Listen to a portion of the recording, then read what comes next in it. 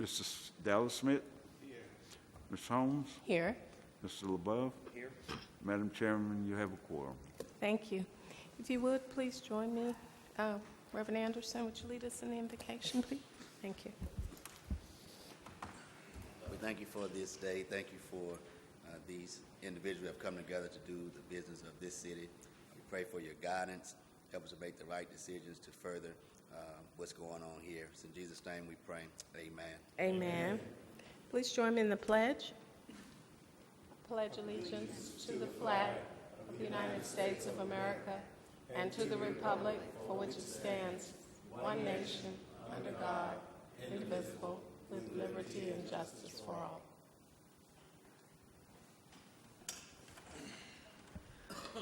Board, you've all received a copy of the June 10th special meeting minutes. May I have a motion, please?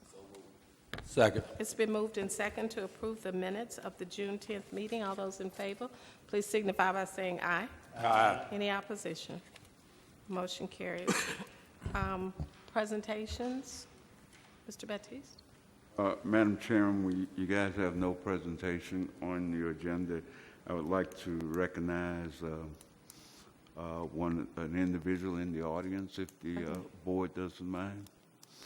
I believe he'll be giving the presentation, not on the empowerment. No, just recognition. I don't have it on the agenda. I didn't know he was going to be here, but certainly would like to recognize this young man for some of the good things he's doing for this community and the name he's making, putting Port Arthur's name all over this world. If y'all don't mind. Elandon, just want to say hello. Welcome. We're always happy to have young men like you in our midst, and we thank you for all you've done to put Port Arthur on the map, and congratulations to you and your successes. Communications. Communication, Madam Chairman. Okay. Oh, yes, ma'am. You have a presentation by, I'm sorry about that, Madam Chairman, presentation by the Economic Empowerment and Career Success by SFG. Mr. Patton, you want to give? Good evening, everybody. Hello, sir. How are you? First of all, I'd like to thank you for this opportunity to address you this evening. I'll be brief. What I want to first say and acknowledge is that what we're bringing to you tonight is a very thoughtful effort that we believe from our part on how we might be able to impact the community of Port Arthur in a way that there will be a transition or a transformation and long sustainable empowerment within the community. As she mentioned, my name is Dorian Patton. I'm with the SFG Training Division. I actually have lived in this community for 20-something years. I worked in industry. I've been very involved in the community, the schools. I wasn't born in Port Arthur, but I have definitely spent quite a bit of time and have an affection for this community. Now, what I'd like to propose and talk about a bit is what we're calling transformation, the Transformation of Port Arthur Project 2012. What we're proposing is a shared value project which strengthens the Port Arthur community by advancing economic and social conditions in the area, developing a community-wide vision and guiding principles for shared values with a holistic approach or strategy to create social change. And what we're trying to do here is to bring in some ideas and some folks that might help us get that done. Myself, as I mentioned, from SFG, I have with me colleagues Dr. Beely Brooks, who's a 30-year educator in the state as in HISD, who has worked very much with the inner city schools and that kind of thing. And then Ms. Shirley Cruz, who is a person that has been involved quite a bit in nonprofits and planning type activities. Now, I'd like to start with just this quote, and this is from Dr. King. There's nothing wrong or new about poverty. What's new about poverty is now that we have the techniques and the resources to get rid of poverty. The real question is whether or not we have the will. And the reason that I wanted to start with that is that many people, and I'm sure a lot of people know that Dr. King, at the time of his assassination, had declared the war on poverty and was down with the garbage workers strike when he was assassinated. So this is one of his projects or tenets or missions that he never actually got to complete.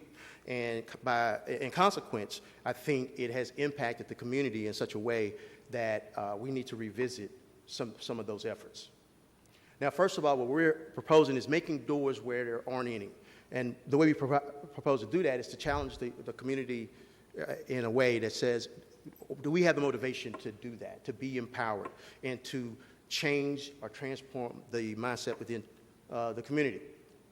Do we have a strong sense of community, collective thinking, that thing that everybody wants to achieve all at the same time? Also, what are the objectives, outcomes, and indicators that we would need to judge success?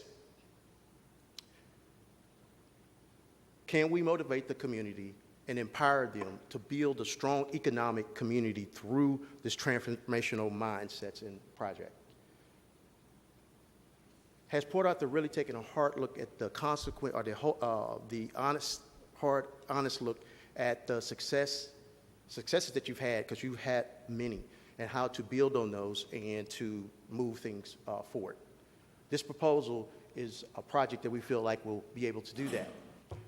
And essentially, the way we plan to do that is with a clear vision, align the resources that exist. One of the things that we're not looking to do is to remove or change anything or replace any current activities. What we're going to look for is alignment, resources, so that we can come together and make a long-term sustainable impact.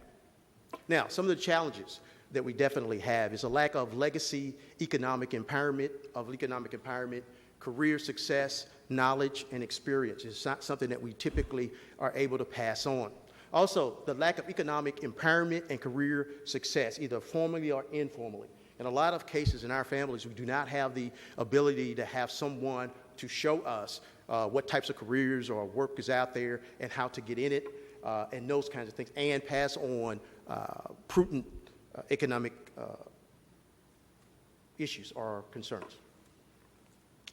Also, difficulty in obtaining just the employment and education opportunities, and just a cycle of generational economic disadvantage. Now, we have some opportunities to intervene in strategic and targeted positions to try and change this, working through the head of households, young adults, and the school-aged children. This is an approach that will cross generations. And we think that is the approach to how to basically have sustainable change within the community. Also, we're going to introduce economic and career successes strategies at different points, and partnering up with other organizations. As a matter of fact, we are going to partner with Gyro World, who has some experience doing this within the community, to help us execute and implement many of our planned projects.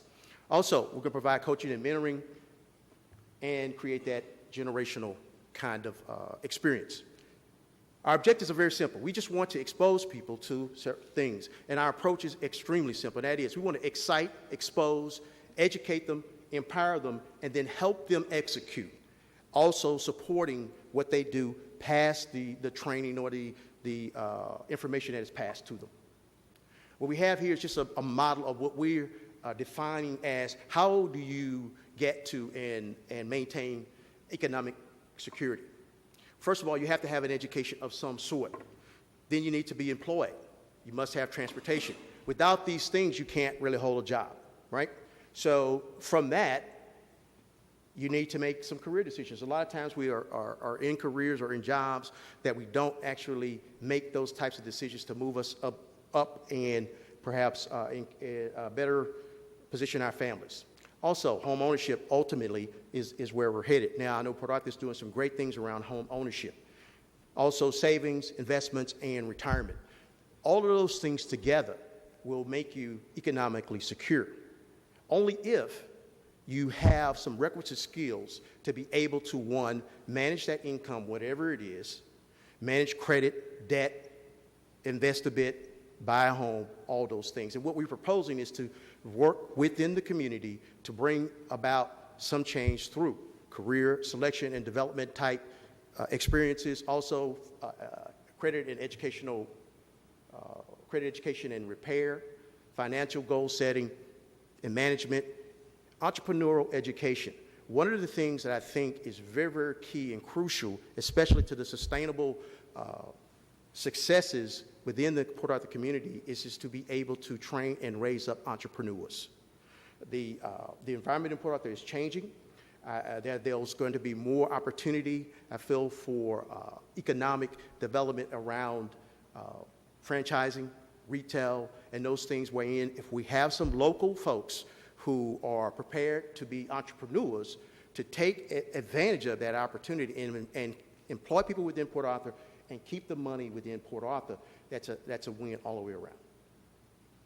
Now, how we plan to do it, there's a couple different ways. We have some, and over on the table there, we have some examples of some of the product or some of the course material that we would use. These are courses that are designed to be implemented, in this case, to young adults in terms of all of those things that they may have a problem with, starting the conversation about money. They've got one that they just put out that was behind on my bills. You know, if we can do that part first and start to work on the other, then we can start to achieve some things.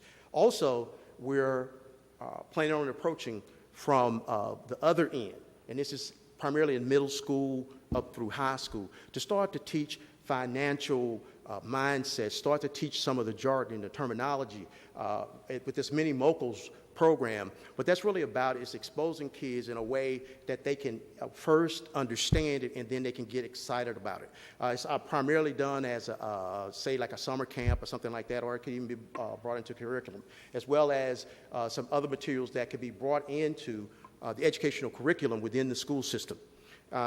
We believe that these approaches will ultimately get us where we want to go. Now, this one is a little bit about the career success lifestyle. What tends to happen for a lot of us is that we have careers by accident. We have a career that we get started, we go down the road, we find something else, but we didn't really have a plan in the beginning. And what this is more about is about to try to expose and assess, decide, acquisition of the types of jobs, how to keep it, those kinds of things, and be purposeful about how we direct this and not turn our young people loose on the world without the requisite skills that they might need to be successful.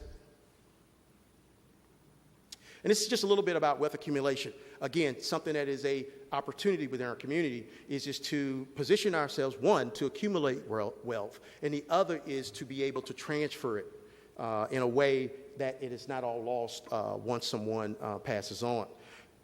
So in a nutshell, really what we're here to do today is to propose a project or a start of a project that will start to deal with some of the issues that are brought up in a way that will be sustainable and long range. What we see is just basically as a phase one is just identification of the stakeholders. We know that there's a lot of organizations within Port Arthur that are after the same things. We want to try to align those goals. Also, stakeholders and partners workshops, identifying the proper target populace for this type of program. Also, determining where the program might fit, whether it should be standalone and we found out in our discussions with Jar World that this actually will fit into some things that already are happening. Also, trainer pilot classes, those kinds of things. So that's sort of where we want to go. And then, obviously we want to work with all of the stakeholders, known stakeholders, as well as anyone that would want to bring to us. Also to get participants, especially in the adult learner area, by sourcing them from these other organizations, and basically leveraging the existing resources within Port Arthur to bring about change. I know that you guys have scholarship programs, you'll have some things that are going on that we can leverage and market differently that will create some excitement and get some engagement. And I will just conclude with this one, and this is another statement from Dr. King, and it just says, the function of education is to teach one to think intensively and to think critically. Intelligence plus character, that is the goal of true education. And that's what we hope to bring if you guys decide that this is something that you'd be interested in. I appreciate your time. And if you have any questions. Thank you. Thank you. We appreciate your presentation. Board, do you have any questions for Mr. Patton? My question is, first of all, thank you for the presentation. Thank you for coming. As you stated, there are a number of different programs that are already going on that are similar to this. what makes your program different or better? Okay. And who is your target audience? Is it going to be youth targeted? Is it going to be adult targeted? Okay. And I answer your second question first. In this case, I think the target is across the spectrum. I believe that unless we deal with the folks that are out there dealing with it right now and trying to, in effect, to change in their lives and the way that they do it, and benefiting from that, but also to engage the young folks that are coming through so that we don't continue to produce the same types of results. Unfortunately, what happens a lot of times is kids are turned out on the world turns on them. And by the time they figure it out, they're so far down in the hole that they don't know how to get out. So what I want to do is try to catch them early so they at least have some fundamental understandings of what interest and those kinds of things are and what's not proper, and then work on the adults as well. Now, as it relates to what makes us better, there's nothing that we have that's going to be better. What I would suggest is that we can augment and support and bridge any gaps that might exist to ultimately move us toward that goal. That the multiple organizations are after one goal, and that is simply to impact and change the trajectory of Port Arthur. Now, there are some things that are happening right now in Port Arthur that, along with this and all the other efforts that have been going on, can change that trajectory so that we can, one, take advantage of what's happening beyond its initial stages so that we can maintain more money here within the Port Arthur area, as well as people, as well as to own businesses. I hope I answered your question. Mr. Smith? Yes. That's a pretty big endeavor. Yes, sir. Resources come to my mind. Yes, sir. How your project plan, how you're going to connect with all those different entities that you communicated up there, and how you going to, I guess, how you going to lay that out? Because, I mean, that's a lot of, Yeah, it is. That's a lot It of is. people to engage. And then when you also boil that down to the demographics and all the analytics, how you going to choose one versus another one, that'd be interesting to know how you're going to do that as well. Yes. Well, what we plan to do is, one, do an assessment. That would be one of the first steps, is to assess, one, what are all the resources that are available? What are they doing? What can they do, right? And then also look at what we're trying to do and all of the resources that it might take to do that. Then align those resources. We're not going to duplicate or double dip. What we're looking to do is maximize and leverage what's already happening here. And then just be that one little thing that might push us in a different direction. Not better, just different. And in the case of the analytics and the support, as I mentioned, I have two seasoned professionals that are on my team, as well as we are adding more people as we need them to have those types of resources to present, one, to the EDC, and then ultimately converting that information that we find into some type of sustainable marketing and engagement, and create a relationship not only with the board and the other folks within the community, but with the community itself. Thank you. Any other questions? Thank you so much, Mr. Thank you, ma'am. Patton. We appreciate your presentation.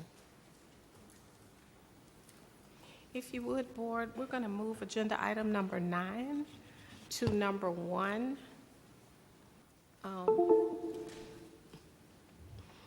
Mr. Baptiste, agenda item number 9, please. Number 9. To discuss for possible consideration the purchase of property owned by the City of Port Arthur and the PA EDC, located at Reverend Dr. Ransom Howard Street by the Port of Port Arthur. Yes, Madam Chairman, Commissioner, the Port have, in your package, the Port have issued a letter of intent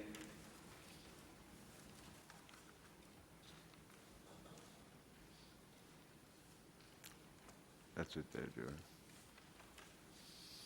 So on that letterhead, I think that's the first page. They're looking at obtaining the property, about 4.9 acres of land that the city and EDC own on Reverend Ransom Howard Drive. right next to Denbo, between Denbo and Grandis Avenue. I think back in 2016, we did do a survey of that property. We surveyed it as a whole block because there's a lot of individual lots. The surveyor appraised the property at $200,000. The last page, what we have here is the red is city EDC lots. The blue is city lots.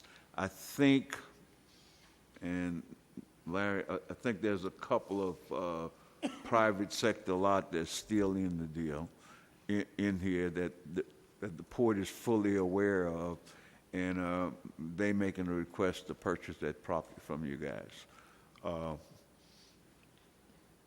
I have director of the port here. If you guys have any question prior to moving forward on this, if Larry, you want to come address some of this?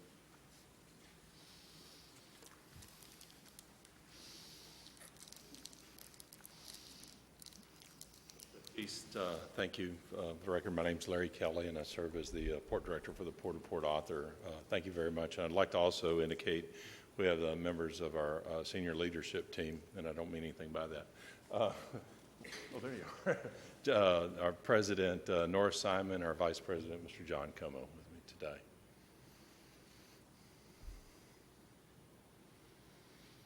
Any questions regarding this property? Mr. Smith?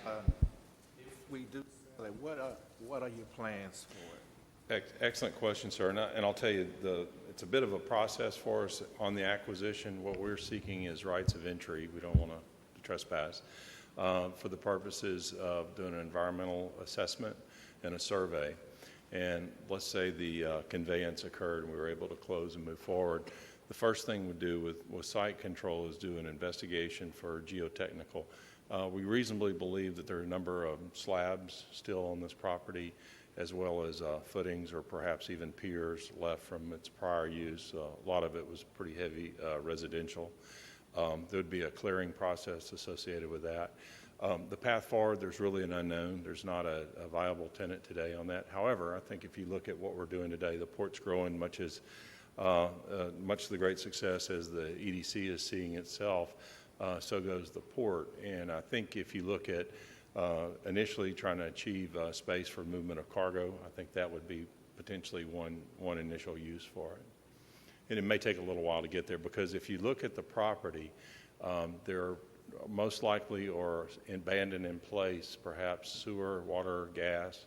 Those would need to be removed and potential for a utility relocation to open up the area to have a clear space area.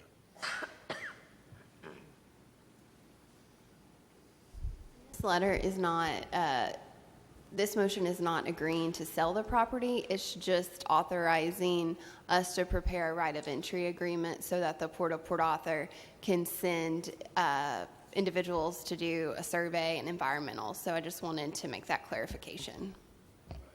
So if we decide to sell the property, I mean, if everything works and they decide to buy the property, it will come back before us again? Okay.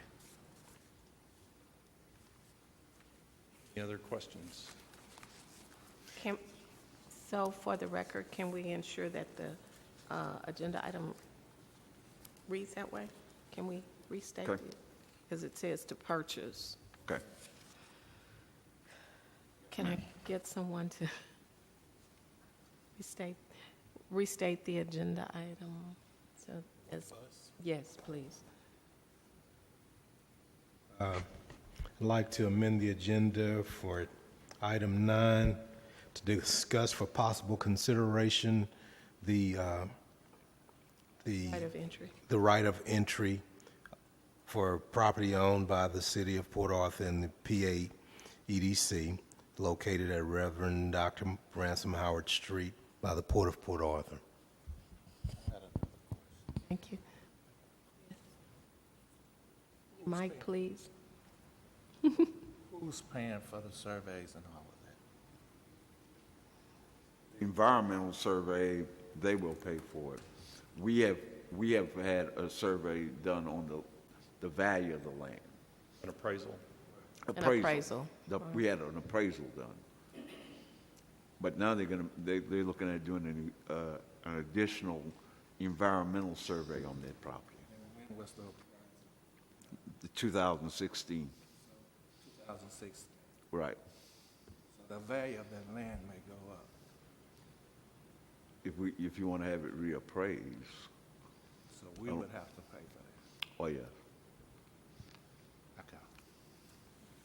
We have a motion on the, been moved and second to approve agenda item number 9 as restated by Mr. Marks.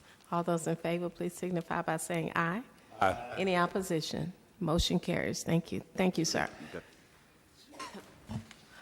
Good.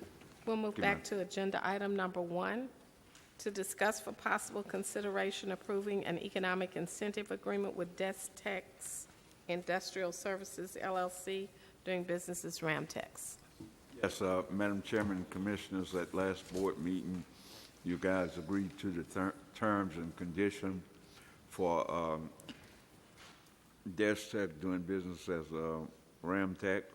The lawyer has prepared an agreement, and we're asking you guys for your approval. Questions? A motion? And a second? Second. It's been moved and second to approve agenda item number 1. All those in favor, please signify by saying aye. Any opposition? Motion carries. Agenda item number 2, to discuss for possible consideration approving an economic incentive agreement with Vessel Repair. Yes, again, Madam Chairman, Commissioners, you guys approved the terms and condition for an agreement with Vessel Repair at your last board meeting. The attorney had prepared the agreement, and we are asking for you guys' approval.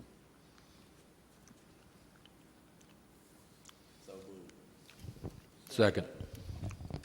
Moved and second to approve agenda item number 2. All those in favor, please signify by saying aye. Aye. Any opposition? Motion carries. Agenda item number 3, to discuss for possible consideration approving an economic incentive agreement with Parker's Building Supply. Yes, Madam Chairman, Commissioner, again, you guys approved the terms and condition for this economic incentive agreement with Parker Building Supply. At your last board meeting, attorney had prepared the agreement, and we're asking for your approval. So moved. It's been moved and second to approve agenda item number 3. All those in favor, please signify by saying aye. Any opposition? Motion carries. Agenda item number 4 will be taken to executive session, and it is to discuss for possible consideration an economic incentive with Motion Industries. Agenda item number 5, to discuss for possible consideration approving an agreement with CTEC Construction Corporation for the construction manager at risk phase 1, pre-construction for 549 4th Street, former PA News building. Yes, Madam Chairman, CTEX Construction presented a agreement to us.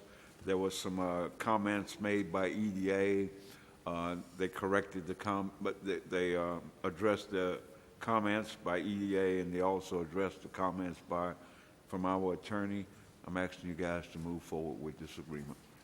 And I would, in the motion, just in case EDA comes back, we have to submit supplemental documentation. So I would just ask that you make the motion approving the agreement contingent upon EDA approval. I don't foresee them requesting a large change, but just in case, so that we can get this project moving forward. Heard the recommendation of the attorney with the adjustment. May I have a motion, please? Second. It's been moved and second to approve agenda item number 5. All those in favor, please signify by saying aye. Aye. Any opposition? Motion. With the changes that the attorney said? Yes. Okay, Yes. Thank you, ma'am. Yes, Agenda item number 6, to discuss for possible consideration entering to a first source referral MOU with the City of Port Arthur. Madam Chairman, Commissioners, I think I spoke to you guys about the city have requested that we become the compliance monitor for their in lieu of tax agreement. Do we have that in the package? No, sir, you did not. Okay. The attorney had prepared an agreement. I didn't give up. I didn't. Yeah, Guy had prepared an agreement. The agreement basically spells out what service we're going to provide to the city or for the city. We have asking the city for a fee of $18,200. We estimate it's going to take about an additional 10 hours a week staff time. At 520 weeks at $35 an hour. We're asking you guys to approve us being the compliance monitor for the city of Port Arthur for the in lieu agreement with Sempra, Port Arthur, Sempra. Yes, ma'am. Right.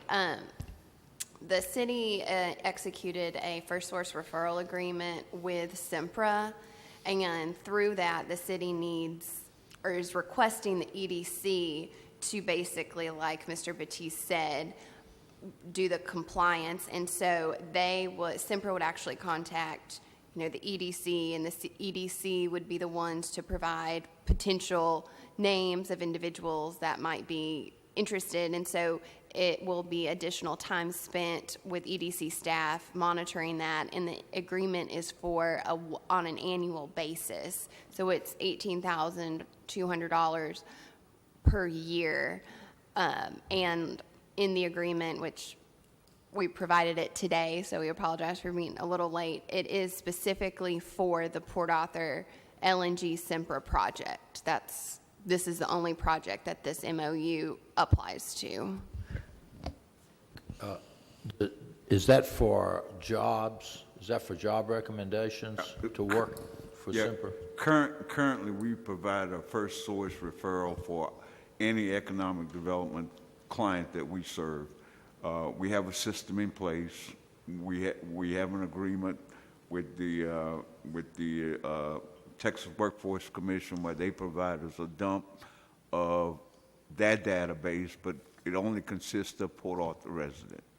And if the board wants to, Joni, if you wouldn't mind, we could just move this agenda item until the end, and she can print out, because I think y'all are all looking for it. If you could do that. Okay. I'll print it out. We'll move agenda item number 6 to the end so that we can. I could print it out. So that we can I have a review copy it. of it. Thanks. Yes, sir. Would you need additional staff part-time? No, it's only about 10 hours a week. And we currently providing that service to our own clients, just additional work.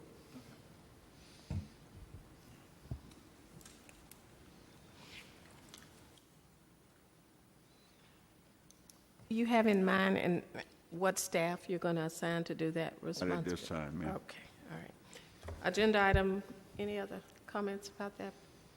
Agenda item number 7, to discuss for possible consideration accepting a bid for stormwater improvement project at the Spur 93 Business Park. Mr. Baptiste. Let me explain this one, guy. Back in 2005, when I came here, in the business park, it was South Business Park Drive and Jade Avenue. They made a horseshoe. And all the rest of the road, I was here when it was built. And I know the underground for all the rest of the road. And I thought it made sense to me that those guys that put water lines on the south side and the north side of each road. Well, on South Business Park Drive, there's no water line. So you have to go to on the north side of South Business Park, there's no sewer line. So you have to go to the north side of it to connect to it. So what we have to do, we have to go under the road to connect to the sewer line on the other side. Well, when we sold the property to the client, we sold it with thinking that there were, all they had to do was tie into it, because most of the people just tie into the sewer line. Well, here, when they try to tie in, there was nothing to tie into, and we found out that we're going to have to go under the hole. So what I'm asking the board is it is my error, because I did not know there was no sewer line there, for us to pick up the cost. They're going to pick up any material that is going to take it to run from their business to that sewer line. They'll pay for that, but for us to bow under that hole, and also you're going to see another cost for the city. We normally just use a tap because it is so deep. The city does not want a tap. They want an additional manhole. We would have to pay for that too. So what I'm asking the board now, we went out for bid, got some bids, is for us to pick up the cost to correct the problem.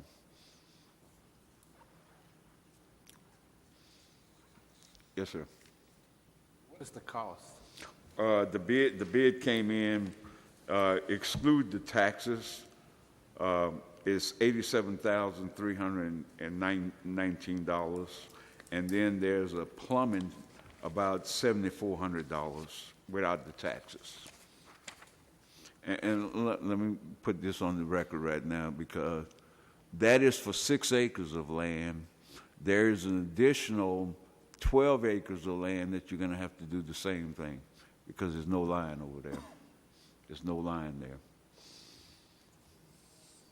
Would it make sense just to complete the whole No, thing? no, no, Commissioner, because we know what this building is, and we know where the line and the crawl come over, but we don't know the position of the new business in the additional land. So I cannot just do it all right now, because I don't know the position of the next building. And until what we're going to try to do is sell it as a whole block. You know, instead of selling it at 3 acres and 4 acres, you know, instead coming across, because every time we put a business there, we're going to have to come across that road.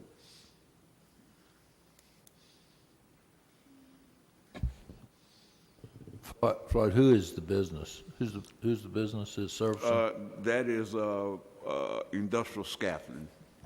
It's a new That's a company. new business, right? Any other question? Does this business currently operate in Jefferson County? They do have a sub-business in Port Arthur already, and they're building another sub-business here in Port Arthur, in the business park. Y'all actually executed an incentive agreement with Industrial Scaffolding, and they purchased property in the business park to move their business there. And I just want this board to know that I think there's about additional 12, what we say, 12 acres, Joy? Additional 12 acres to complete that block. And now we know there is no underlying water system there. So we're going to have to do it again. Yeah.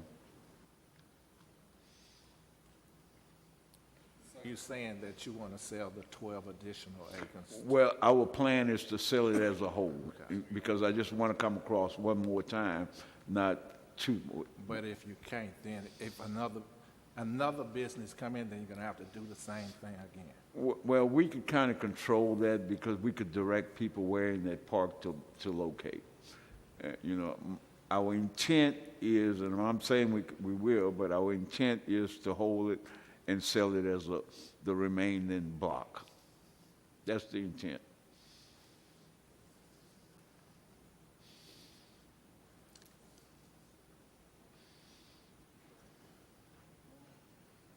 Heard the motion.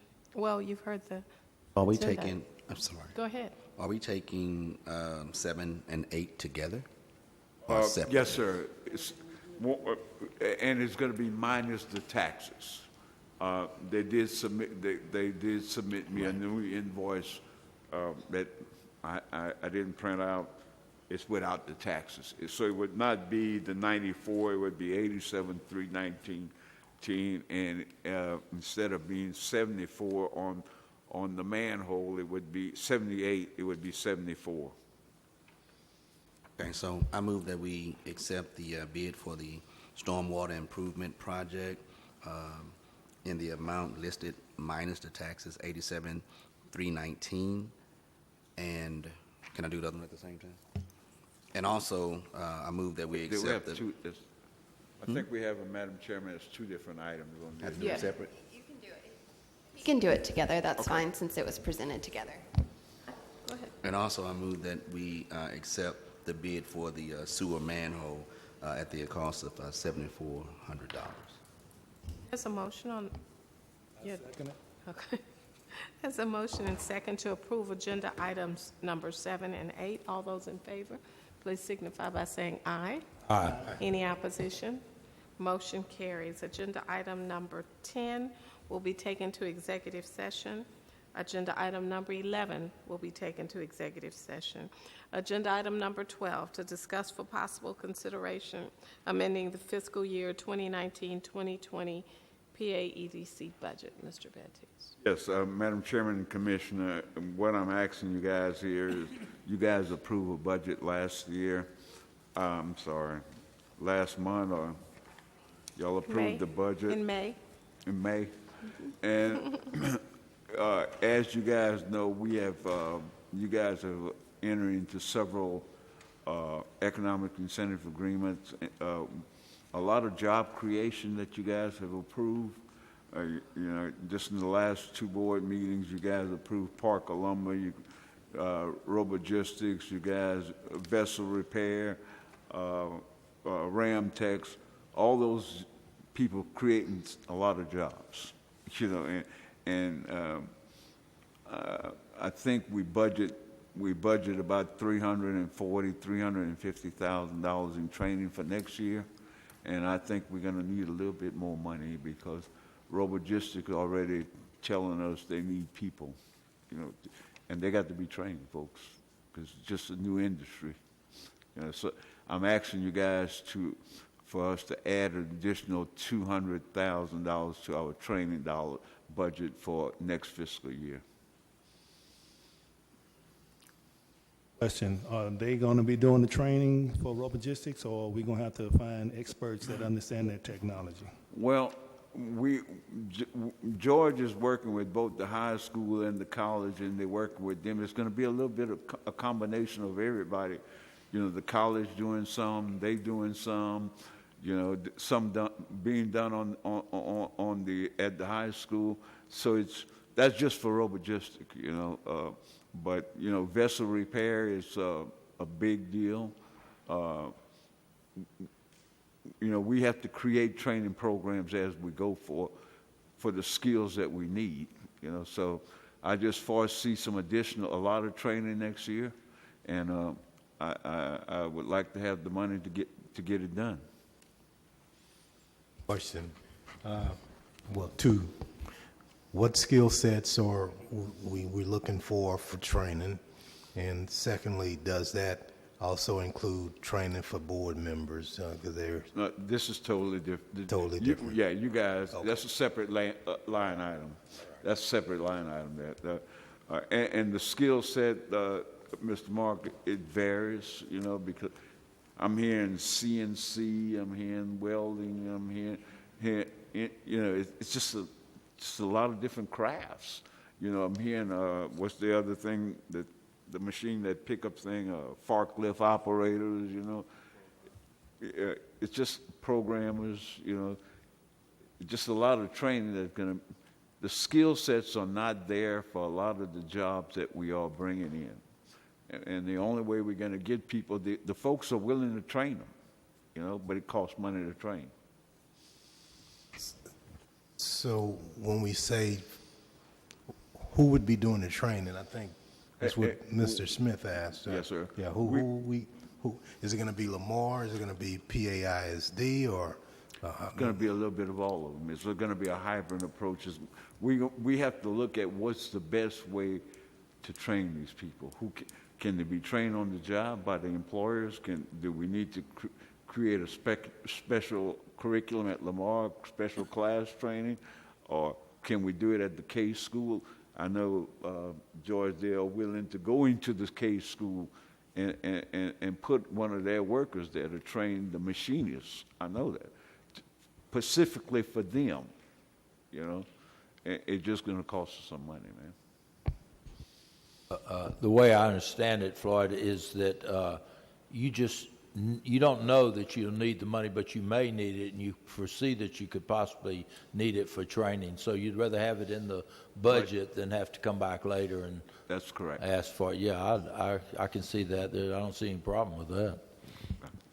If you need it, it's going to be there. Yes, sir. Mr. Anderson, go ahead.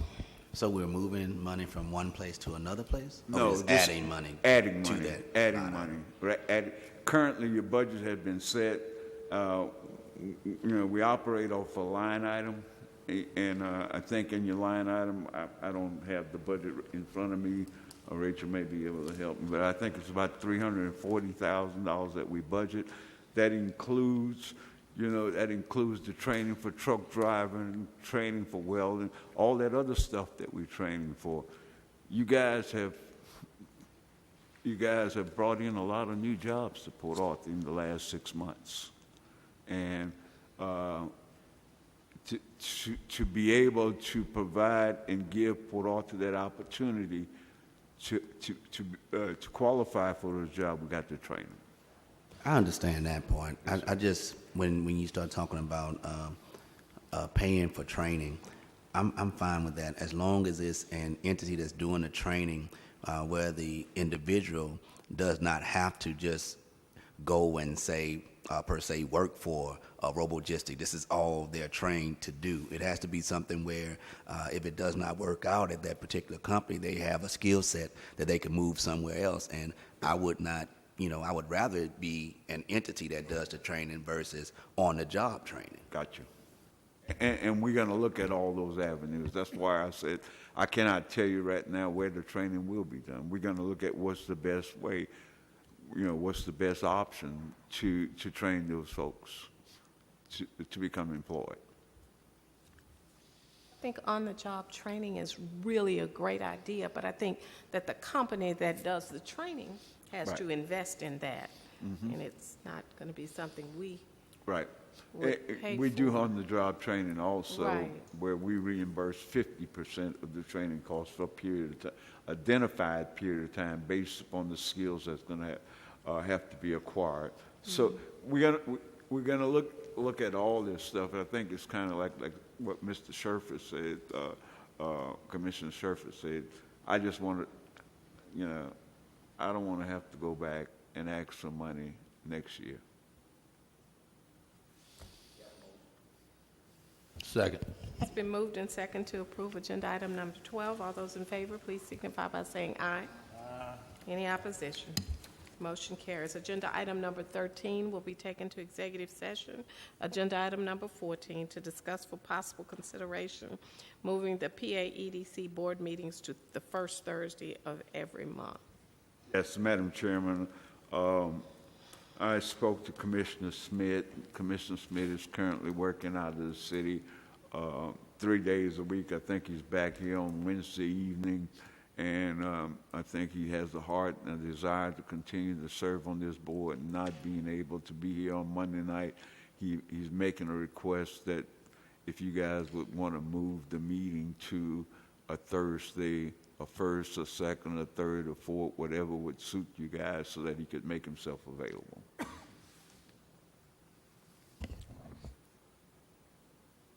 No, I would love for Mr. Smith to be here all the time, but Thursday doesn't work for me at all. Thursday is not good for you.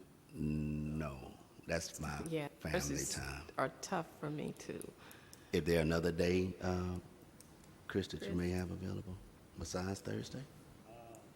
I travel globally now, and I leave out on Fridays, and I don't sometimes be back in the United States until Wednesday night. So, and that's going to be for the whole next year.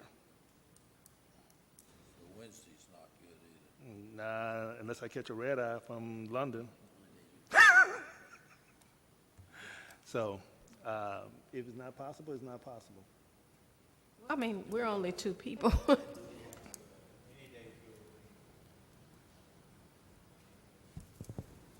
Is this something we have to decide today?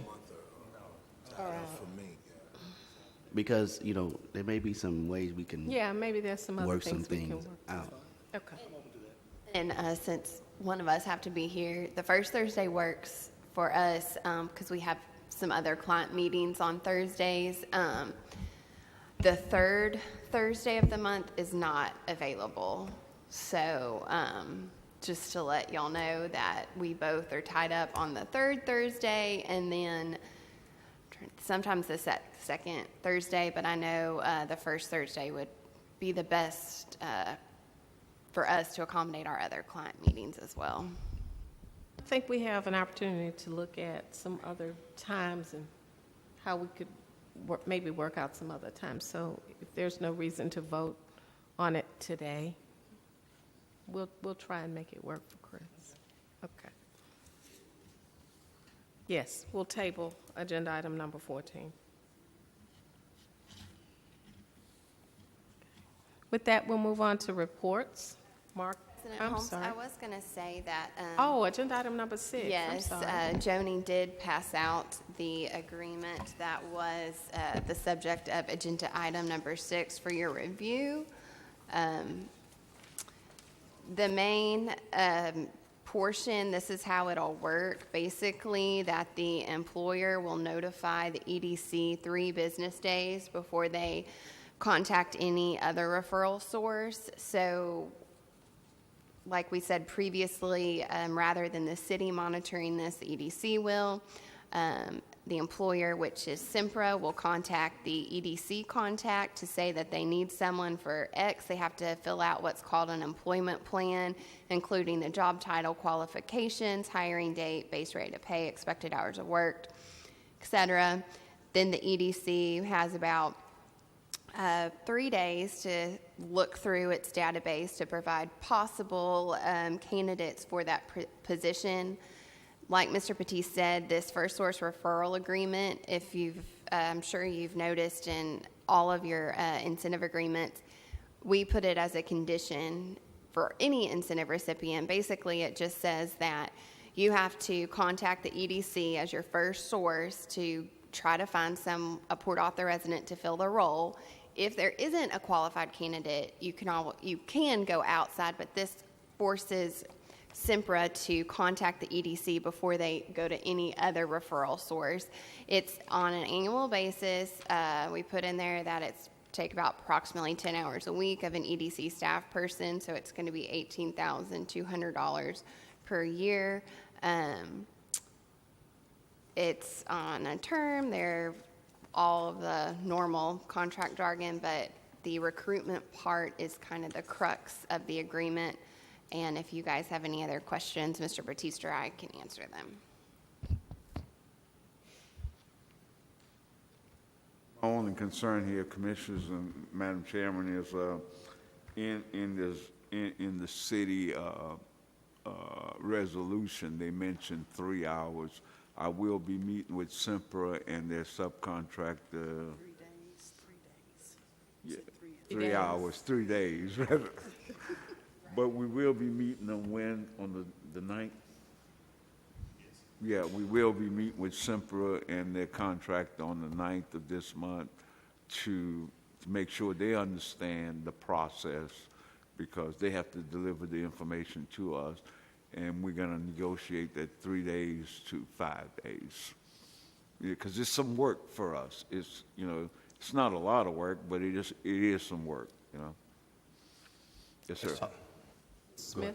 But did Sempra actually finalize their agreement to build that LNG plant? Have they? Yes, sir. They have actually, because, you know, what I was reading in the paper, it was like they were still looking for extra customers or whatever, but it's a done deal.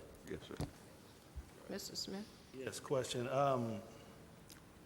Is there some type of evaluation, assessment, or grading criteria that Sempra is going to use to evaluate who we refer versus who they may consider outside of the written agreement? We currently have forms that we use. What we normally do, we go into the system based upon their quantifiers, pull those applicants that meet their quantifiers, pull the resume of the applicants from TWC system and send it to SIMPRA. It would be SIMPRA.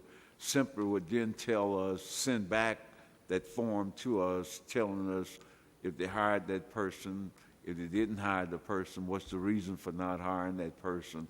And what we do is keep track of all the interaction between them and the Port Arthur applicant. And if they want to report monthly or quarterly, we would be able to provide a report both to the primary, which would be SIMPRA, and the city of the activity that went on with all referrals. They will provide that to us, so we'll Yes, sir. know what their criteria is before they come back and say, hey, Yes, you sir. know, Yes, sir. whatever, this Yes, sir. person, yada, yada, yada, right? Yes, we have the individual resume, and based upon their resume, we don't interview the client. We don't see the client at all. We base everything on their resume. That's why we say to them, tell us what's going on with the client, and we keep track of the numbers because we don't have staff to interview clients. We send the quantifiers to them based upon the system, and they interview the client and select the client that they think is best, could meet the criteria that they're looking for. If they do not select someone that we refer to them, then they must tell us why they did not. Okay, thank you.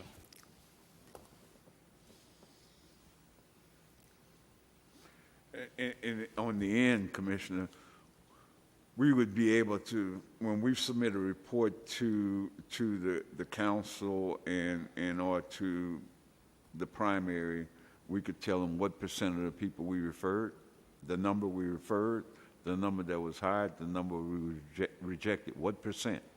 So a lot of this stuff is based upon percentage of employment. So they will know it. They will have a real number. And it will be real time because they have to provide that information to us. I would just suggest when you make the motion, make it contingent upon Mr. Batiste's negotiation as far as the 3 days to possibly negotiating it up to 5 days so that we don't have to bring it back to you guys. Heard the recommendation of the attorney. May we have a motion based on her So- recommendation? So move to the attorney's recommendation. Second. It's been moved and second to approve agenda item number 6. All those in favor, please signify by saying aye. Aye. Any opposition? Motion carries. We'll move on to reports, marketing, and business recruitment report. Renata? Good evening. Good evening. As you all know, a while back I approached the board in regards to our newsletter. I did go out for quotes. Initially I received only 2, but I sent out 6 quotes. And so I actually teamed up with purchasing, and Cliff decided, he was like, no, we need to get more quotes. So I got my final quote on today. So we have a total of 4 quotes. So we'll be moving forward with the newsletter for 2019. Also, of course, you guys know we've been in the process working with the RFP, the corporate target market branding for EDC. Spoke with Cliff today.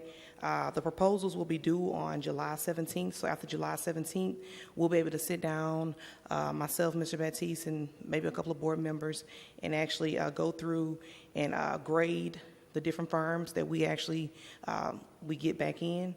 And from there, we can actually decide on what particular firm we choose to go with. Also, I attended a meeting about a week ago. I've been working on a video with the Regional Economic Development Initiative Group, and right now we actually have a marketing campaign that we're trying to do on a regional level. And once that video is complete and everything is finalized, I will share that video with you guys. And that way, when we go out and market as a region, we're able to market everything, and also we'll be able to do some individual marketing for Port Arthur, be able to market Port Arthur, Orange, Beaumont. So working on that as well. So that concludes my report. Do you guys have any questions? When will the new newsletter hit out and go to the public? Do you know? The goal is hopefully it'll be out this fiscal year. If not, we'll probably go into the next fiscal year. But I'm trying to gather information because a lot of information that's implemented in that particular newsletter, we're still working under it, but some things have came to fruition. So hopefully if we don't get it out this fiscal year, for sure, fiscal year 1920. Okay. And this should be mailed to the public then? Yes, sir. All the citizens Okay. of Port Arthur, including Sabine Pass as well. Okay. Any other questions? Thank you, Renato. Oh, thank you. Operational report? Good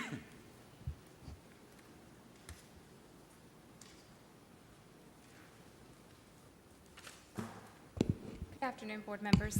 Good evening, rather. Okay, so I'm going to go ahead and go over our employment and training updates for you. Our scholarship recipients, as you know, last time I did let you all know that we had awarded 5 of those scholarships to the students that did qualify and were chosen from the committee. One of those students decided that she is going to be attending Lamar University, and she will not be going to Lamar State College after all. So I did get with the committee, and everybody was on board that we've given it to the next person that scored highest after her. Now, all 5 of those recipients are enrolled at Lamar State College for the fall, and I've been in conversation with the business office so that we can start getting their scholarships going and their enrollment paid for. Okay, the Summer Youth Employment Program, that one is in full swing at the moment. I was able to match quite a few. Out of all of those that matched, 15 were eligible and were able to be placed after they went through pre-employment screenings and all. So there will be 15 students. Most of them are currently already working. Others are, there's a couple of more that will be starting within the next week. So that's going pretty good as well.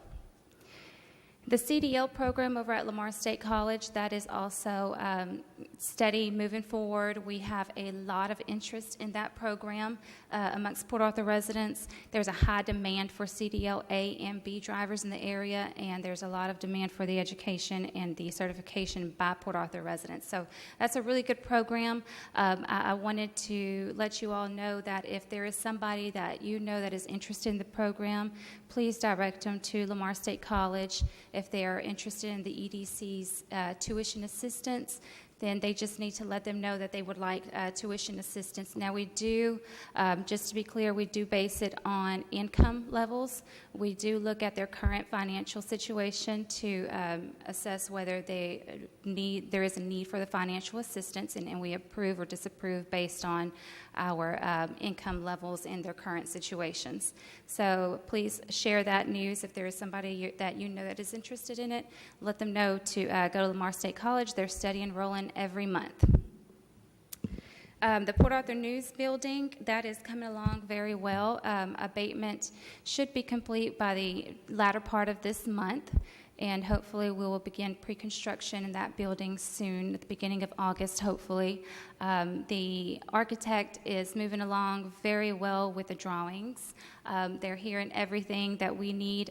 We were able to put together programming for our needs in that building, and the drawings are looking really good. We're very pleased with them, so hopefully soon we'll have more drawings as far as Lamar State College goes, and the command center, emergency command center as well. Once we have those drawings, hopefully we can present them to you and let you know what it's looking like as far as a draft goes. But they're coming along very well, so that's really exciting. As far as our projects go, KLV Ventures, I believe you're going to address that. Mr. Baptiste is going to give you an update as to their project and executive session. Employment, as far as KLV Ventures goes, they are meeting all of their employment requirements. There are a couple of things as far as where their business is located, and Mr. Baptiste will give you all an update as to that in executive session. Park Enterprises, which is one of the infrastructure agreements you all approved last year, They are stagnant at the moment. I'm not sure whether they're going to be able to build and complete by March of 2020, which is the end of their agreement. There was some setback from Hurricane Harvey, and there's a couple of other things that are holding them back. So I'll keep you all updated as far as how that progress is going for that project. AREEF 1, which is Mike Enterprises, that is the infrastructure agreement that you all had for the Jimmy Johnson location that is next to Joe's Shopping Plaza. That has come along very well. They've completed their infrastructure. We have not paid out that first tier. They are going to get us a letter of credit before we can do that, but just to let you all know, they have completed the infrastructure for that project, and progress is coming along pretty well with that one. Kemp Corcoran, they are moving along as well. They plan to ask for their full reimbursement at the end of their contract, so that it won't be 3 different payouts like we're normally used to with these infrastructure. They're just going to wait until they complete everything and then ask for reimbursement for their incentive once they complete all of that. MP1 and Max Holdings, which is your newest infrastructure agreements, those have just been approved across the street at City Hall last month. So those are moving forward. And just to give you all a heads up, we erred in failing to look at those milestones and how they were written. So you will probably be seeing on your agenda in the next coming months a request to amend those two. Usually for infrastructure agreements, we don't give less than a year and a half, and we've given up to about 3 years sometimes for those projects, depending on how large they are. This one, somehow we've got it for 6 months. Both of them have expressed concern that they may not be able to do that within 6 months, and that's understandable. Most projects like that from ground up aren't going to be done in 6 months. So at a later date, we'll probably come back to you to amend that agreement and extend it out or change the term dates for it. And that is all I've got tonight for you. Go ahead. The scholarships, the recipients, who were they? And let me ask, will they be printed in the newsletter that's going to go out? Yeah, we definitely can do that.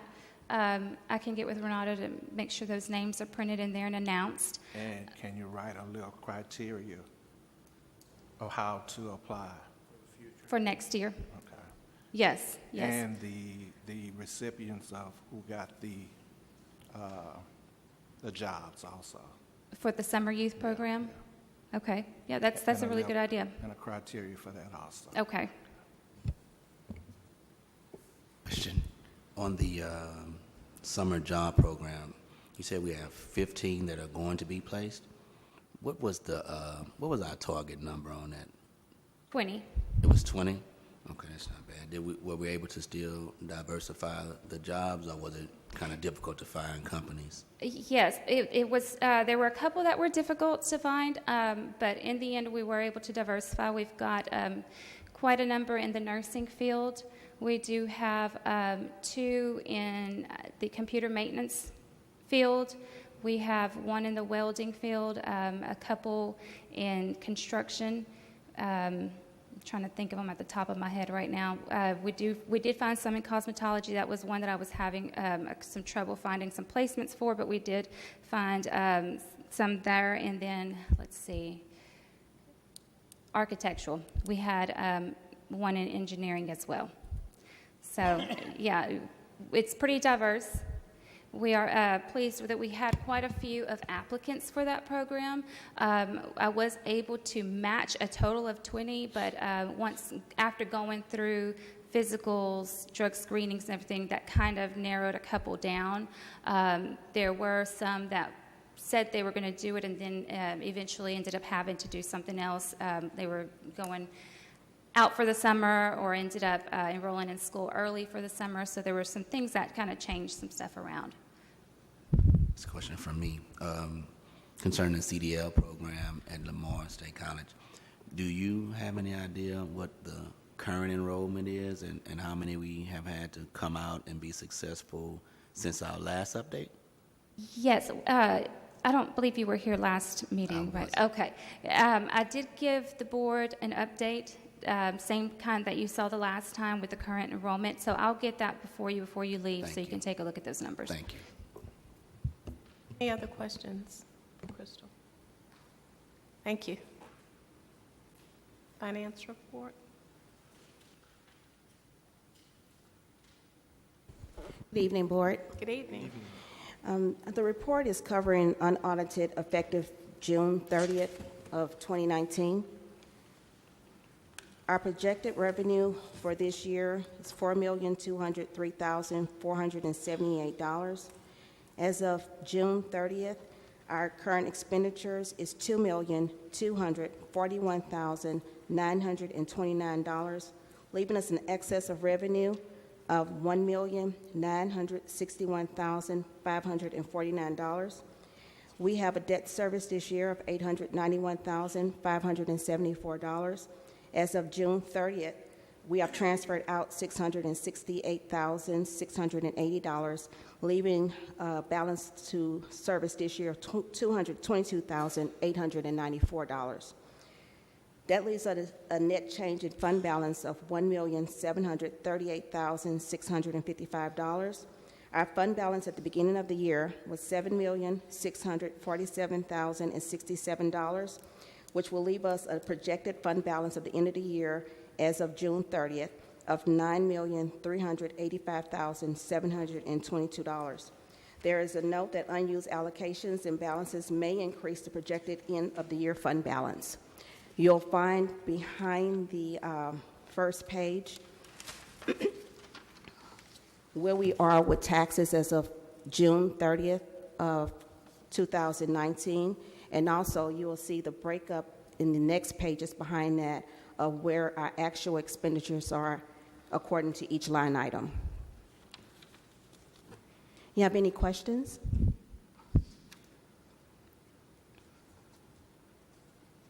Just like to say, Commissioner, that $200,000 that I'm asking for going to come out that $9 million, so you have some money.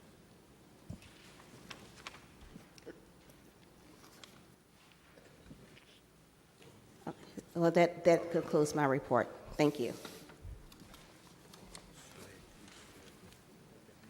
So with that, can we have the CEO's report? Yes, yes, ma'am.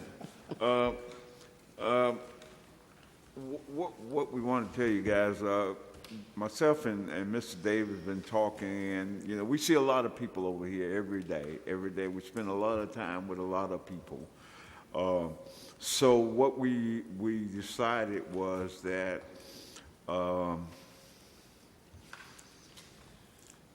we are scheduling presentation to the communities, and I think, Joni, there's six different areas, Joni? The West Side community, Strong Tower Church, the library, Lakeside Community Center, St. Joseph, and the Vietnamese church. And what we're going to let people understand what we do, talk to these people about what we do, how we do it, why we do it, and try to answer all the questions that they have. Because I spend a lot of time talking to people, and I think the more we start communicating with people, they have a better understanding of what we do and why we do it. Because, you know, a lot of people think they just come with their ticket and, you know, they get a bag of popcorn over here. It doesn't work like that.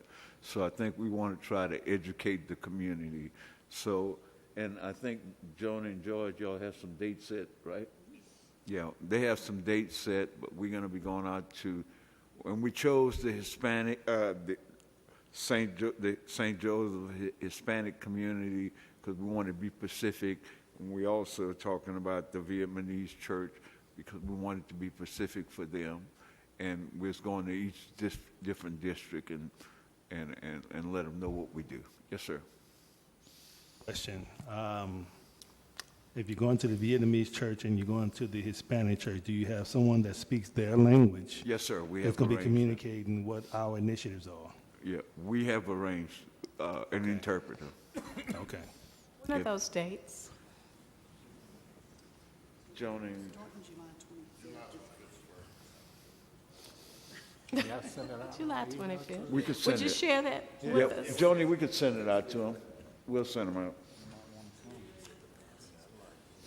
We are going to be doing a press release and putting in the city water bill so that we could inform every resident of Port Arthur that these sessions will be taking place. So hope that we have a turnout and we could answer as many of these people questions as possible.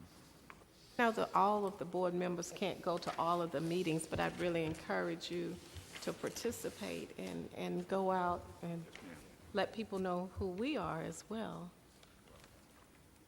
Oh, one additional question. Yes, sir. Can we FaceTime live our community activities? You're not speaking, you got to speak to George and Renata. I don't know what you're talking about. You know what I'm talking about. Webcasted, FaceTime live, and so people that can't attend it, they can chime in on it if they are attached to our website or to draw more attention to what we're doing. Something we can work on? Okay, great, thank you. The other thing I have on my report is our EDA update. I will tell you guys, you know, we've been waiting on an update from EDA on the Lamar University project. We have not been told no. You know, there was just so much money remaining in the disaster fund, which just was a disaster fund. In the first round, both Lamar got some money and we got some money, and I think they had about a little over $10 million left, and they spread it around the state. They have awarded that money. We are being told, we had a real good application. We are being told that if these project doesn't work and the money come back, then we're going to get the money. If we do not get it by the end of this fiscal year, which is in September, they will put our application on the normal EDA grant beginning October 1. So I think the project will happen. We just have to be patient and wait. But, you know, we heard very good comments from the federal government about the grant that we wrote, you know. So we're in there. You know, I just wanted you guys to know. And the other thing I have in here is Jerry called me up several times, and every time I tell Jerry, you need to go to class. You need to go to class. And you know, we have a basic economic development course, and, you know, I really believe that the more education you guys get, the better you'll understand what we do. And I'm going to pass this out. Take one and pass it down. These are basic class. If you want to go to basic, let Joni know so we could schedule you guys to go to a basic economic development class. You know, it's tremendous amount of education. It's not only basic and sales tax. You have to, you know, you guys who haven't been to sales tax, you have to understand how we could spend this money, So my advice to you guys is get into these classes. Go to these classes, especially you, Jerry.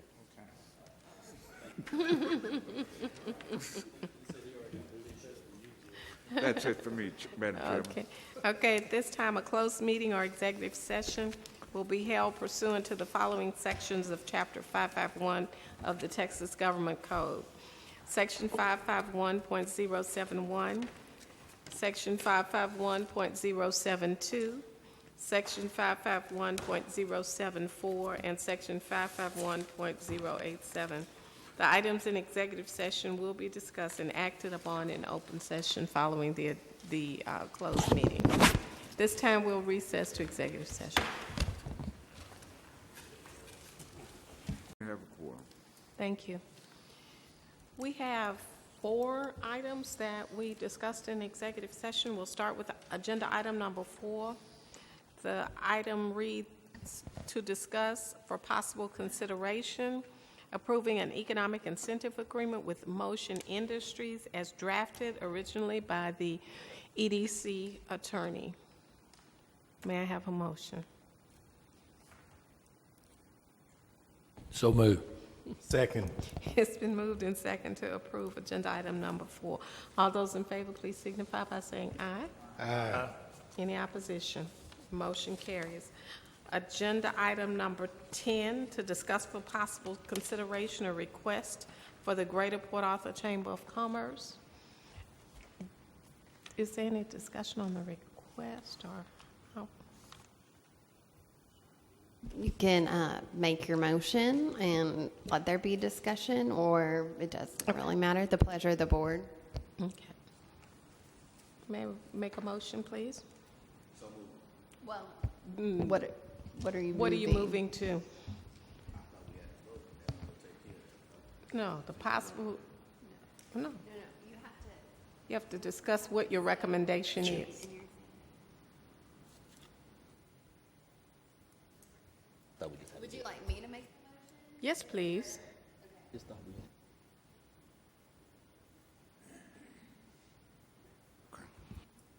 Right, so I move that with the consideration for the request of Greater Port Arthur Chamber, that we do not approve that. Do not approve the request for, The Greater Port Arthur Chamber of Okay. Commerce. okay. Just clarifies, per the lease terms, as the landlord, there's kind of two parts to this motion.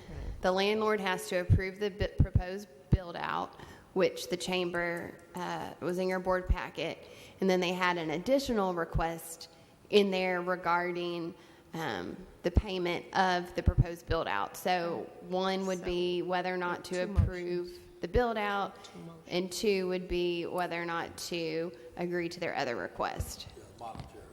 Okay, so it's two motions. The first motion is to approve the build-out for the Greater Port Arthur Chamber of Commerce. Okay. The second motion, You want to do it do both at the same separate? time? Separate. You wanna Yeah, separate? do it separately. Go ahead. Second that motion. It's been moved and second to approve the build-out of the third floor of the Port Arthur EDC building for the Port Arthur Chamber. All those in favor, please signify by saying aye. Any opposition? Motion carries. The second part of that motion. Somebody else want to make? Are you? I'm doing this one too. Okay, I move that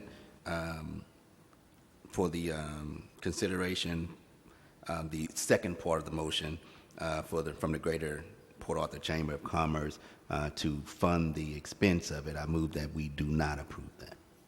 Second.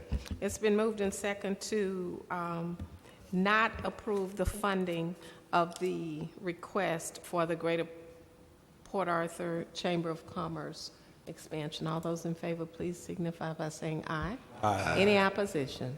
Motion carries. Agenda item number 11, to discuss for possible consideration the build-out of the second floor lease space of 501 Proctor for the cost estimate, to get a cost estimate for the build-out of the second floor lease space at 501 Proctor. All those, may I have a motion? I make a motion that we give Mr. Baptiste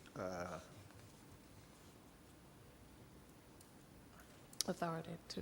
the authority to get bids on the build-out. It's been moved and second to approve or authorize Mr. Baptiste going out for cost estimates for the build-out of the second floor. All those in favor, please signify by saying aye. Aye. Any opposition? Motion carries. Agenda item number 13 has been tabled for further consideration. There being any other business? I move for adjournment. It's been moved and second to adjourn the July meeting of the Port Arthur EDC. Have a good month.